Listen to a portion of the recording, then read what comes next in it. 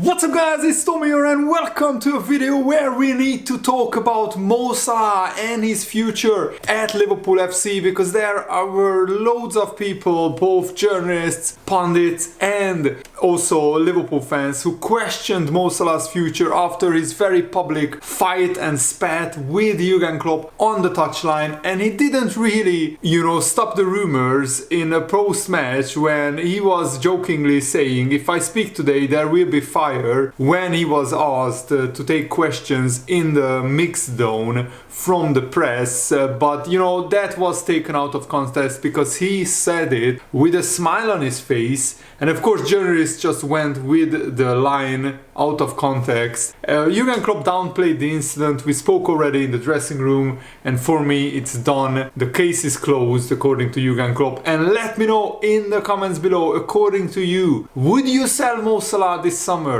if there was a 100 or a 75 million pound transfer offer, knowing that Salah only has 1 year left on his contract? And Denmark legend Brian Lauerbrook said he's really frustrated. We are talking about possibly one of the greatest Liverpool players ever. It's fair to bench him because he hasn't been performing well lately. But what I believe he is saying, you are only giving me 10 minutes to try and turn things around. He's seriously frustrated, and I totally get it. And what's even more heartbreaking for Salah is that when he was preparing to come on, he was already standing on the touchline. He had that public spat with Jurgen Klopp, which I think should have been left in the dressing room. Jurgen Klopp said something to Salah, maybe to go on and change the game, and Salah replied, you are going giving me 10 minutes, what am I supposed to do? Probably that's what was the exchange, which I think nothing is really wrong with that. Salah shouldn't just air his frustration in public. The heartbreaking thing for Salah and for Liverpool is that we conceded the equalizer while Salah was standing on the touchline ready to come on, and that must have hurt a lot. I think Salah should have been substituted either at halftime or after 60-65 minutes. I think after we scored the second goal, that's when I would have brought on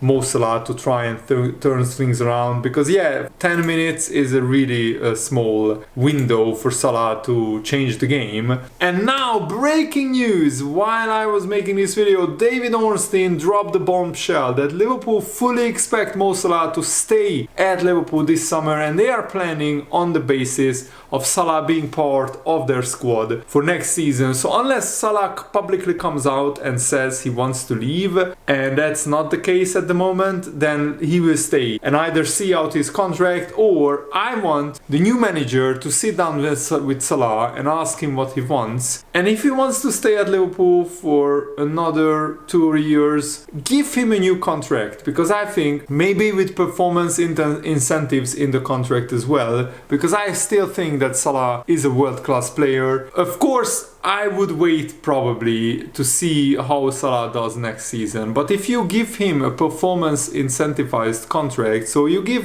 him a decent base salary, and then all the bonuses and all the add-ons are based on how many goals Salah scores, how many assists he gets, how many trophies Liverpool win, how many times Liverpool qualify for the Champions League during his contract, and how many appearances Salah makes. If you get all kinds of bonuses and add-ons like that, then Liverpool can't really get hurt, because if Salah really underperforms and falls off a cliff, then Liverpool don't have to pay him his full salary. So Salah is approaching his final 12 months of his contract, and David Ornstein is reporting that Salah has given no indication of wanting to leave Liverpool so far, which also marries Liverpool's desire of keeping Mo Salah beyond the summer, and now it is anticipated that Salah will stay at Liverpool. Salah has been linked with a move to Saudi Arabia, but the view in the Saudi Pro League hierarchy is, according to David Ornstein, and he's a very knowledgeable journalist with a lot of good connections, is that Salah wishes to spend another season with Liverpool. So is this Salah, wanting to see out his contract and collect a big payday as a free agent, or does he want to stay at Liverpool for another 2 or 3 years? I think Salah also thinks that he's too young still and too good basically to go to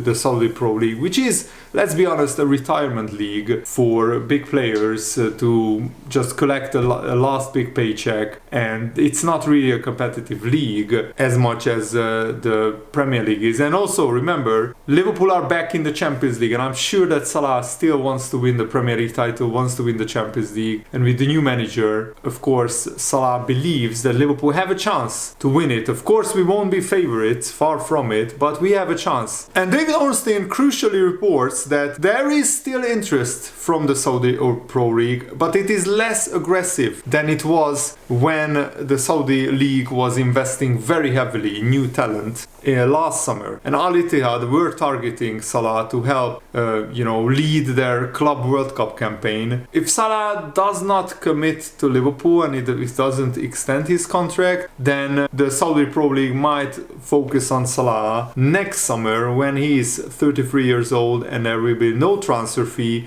So the Saudi Pro League just can give a big signing on bonus for Salah and they can sign him for nothing. Of course, Salah's situation will be inherited by incoming sporting director Richard Hughes, along with, of course, the futures of Virgil van Dijk, Trent Alexander-Arnold. 3 of our biggest and best players have 1 year left on their contracts. And of course, Thiago, Matip, their contract runs out, and it doesn't look like that they will be extended because they are injured constantly. So yeah, Liverpool will get a lot of wages freed up. Thiago is on like 250,000 pounds per week, and Matip is on 150. I believe with a fully fit Thiago and a fully fit Matip, Liverpool would still be in the title race, but it is what it is. We didn't lose the title because of these 2 players. They would have just helped. We lost the title because Liverpool as a form has fallen off a cliff, collectively and individually. And Fabrizio Romano is also reporting that Liverpool have already started looking at centre-backs for the summer transfer window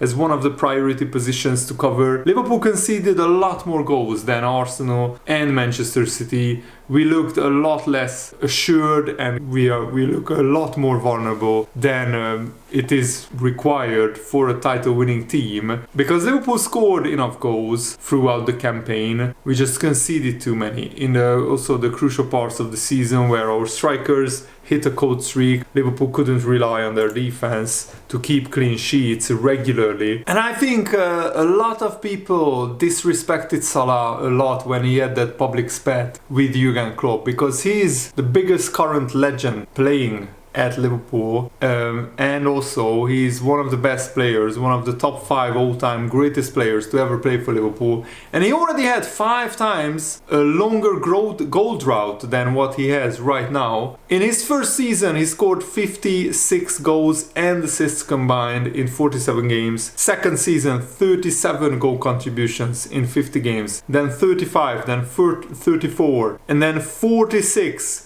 goal contributions in the almost quadruple winning season in 21-22. Last season, 44 goal contributions in 48 games. This season, 35 goal contributions in 40 games, and hopefully he can get closer to 40 goal contributions in the remaining last 3 games. But even if Salah doesn't score another goal this season, he's still a legend, and I want him to stay at Liverpool for 1 more season, because if there is not a 100 or a 80 million pound offer for Mo Salah, then I don't want Liverpool to sell him. Selling him for 50 million doesn't really help Liverpool, because you can't replace Salah with 50 million. Even with a 100 million pound transfer fee, you would struggle to replace Salah this summer. And Liverpool need to sort out, when the new manager comes in, the contracts of Virgil van Dijk, Trent Alexander-Arnold, because the Mirror is reporting that there are a number of leading European clubs keeping tabs on Virgil van Dijk's situation, because he only has 1 year left on his contract. So Dortmund and clubs in Italy, Spain and the Netherlands are keeping tabs on Virgil van Dijk. So Barcelona, Atletico Madrid, Inter, AC Milan, these clubs are looking at Virgil van Dijk, and if he potentially could leave Liverpool, then they would be very interested in signing him. But I want Liverpool to extend Virgil van Dijk's contract with another 2 years and him staying captain and leading Liverpool into the new era. We just need to surround Van Dijk with better defenders and a better midfield. I think the midfield has really let Liverpool down in these last 9 games. Dominic Szoboszlai has been injured since he came back from injury. He hasn't been the same. His form has nosedived, and Endo's form has nosedived as well, probably because of overplaying and exhaustion. McAllister is the only constant shining light for Liverpool. And what is also very interesting is that a former Egyptian legend, Mohamed Aboutrika, who is one of the best all-time Egyptian footballers, he said on beIN Sports as a pundit that Salah should apologize to Jurgen Klopp, and probably they did apologize to each other. Sometimes when big players make a mistake, you have to apologize and not be arrogant about it. Salah's statements after the match were wrong. Don't let the relationship between you and the manager reach a dead end. Jurgen Klopp is leaving after another 3 matches. The relationship between you and him is 8 years old. You have grown up together, so don't let the last impression of you with Klopp be that you are fighting with him. Always remain calm, and if you make a mistake, just say sorry, I'm sorry, rather than being arrogant. Don't listen to the English media, which is always looking for drama. Big players admit a mistake and correct it. Go to your coach and tell him I'm sorry. And I think Jurgen Klopp said that they already discussed the matter internally, and it is closed. It wasn't a big deal. They talked about it, and it's always fascinating to see what opinions different people have. For example, Aaron Shearer, the Match of the Day pundit, said, I understand if Mo Salah has got the right hump, because the number of times he has been Liverpool's savior and Liverpool's superstar. He has got 17 goals in 25 league starts. If that was anyone else, we would look at that and think it was unbelievable. It's a shame that it's going to end like that because of what Jurgen Klopp has done and Mo Salah has done. But I think Liverpool can still finish the season strongly. If we win the last 3 games or win 2 games of the last 3, it will be a good season still. It's not a great season, it's not a spectacular season, but finishing 3rd and winning a trophy, that's always a decent, okay season with Liverpool. Of course, if you do that 3 years in a row or 5 years in a row, we won't be happy, because yes, we wanted to win a trophy, but preferably bigger trophies than just the League Cup. But for Jurgen Klopp's last season, we would have taken this if somebody offered this to Liverpool fans at the beginning of the season. So it's important to keep that in mind, and keep that perspective. It's just a shame that Liverpool were in such a great position and we have fallen away really badly. And Gary Lineker said that the falling out between Salah and Jurgen Klopp, it might have to do with the fact that the manager is leaving. Gary Lineker said that's what happens when someone announces they are going to leave before the end of the season. But I don't think Jurgen Klopp had a choice because if he doesn't announce it and Liverpool are starting to look for new sporting director and a new manager, sooner or later it would have leaked in the media, and that would have been horrible. That would have been the worst case scenario. Liverpool players finding out that Jurgen Klopp is leaving through the media, through a news outlet or a tweet, that would have been horrible. And Jurgen Klopp is not that kind of man. He couldn't live with a secret for 6 months that he's exhausted, he's out of energy and he wants to leave. So I think Jurgen Klopp did the right thing. It's just maybe the players didn't respond to it well in these last month and a half. I think the problem was when Jurgen Klopp wanted to shake Salah's hand. He was a little bit hesitant and reluctant to shake his hand because he was so annoyed that he's coming on so late in the game. He wanted to start, he wanted to come off the bench earlier, but still that doesn't excuse Salah publicly arguing with Jurgen Klopp in front of the cameras. But hopefully it's just a storm in the teacup and nothing really serious. And Jurgen Klopp said that